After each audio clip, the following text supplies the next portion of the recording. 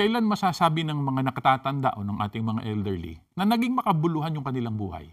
Ganito po ang sagot sa inyong katanungan na itinuturo po ng Biblia na ating mababasa dito po sa Aklat ng Awit 71:8-15 hanggang talatang 16 pa. Ako po ay laging nagpupuri sa iyo.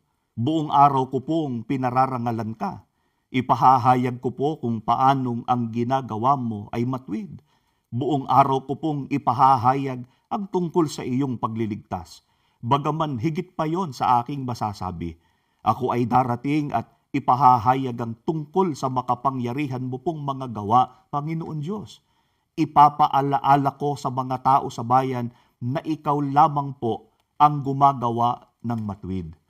Alam po ninyo kapag ka ang mga elderly, ang mga nakatatanda, yung ating mga lolo at lola, ay patuloy po na nakapaglilingkod at nakapagpupuri sa Panginoon Diyos, nakapagbibigay ng parangal sa atin pong Panginoon Diyos, nakasasamba sa Panginoon Diyos. Yun po ang lalong nagbibigay ng kahulugan at kabuluhan sa kanila pong buhay. Ang iba pa nga po, kapatid na June, ay hindi lang basta sumasamba, kundi patuloy na tumutupad po ng kanilang tungkulin. Sapagkat yun po ang ipinangako nila sa Panginoon Diyos, na habang sila may buhay at may lakas, sasamba po sila, luluwalhati sa Kanya, tutupad po ng tungkulin.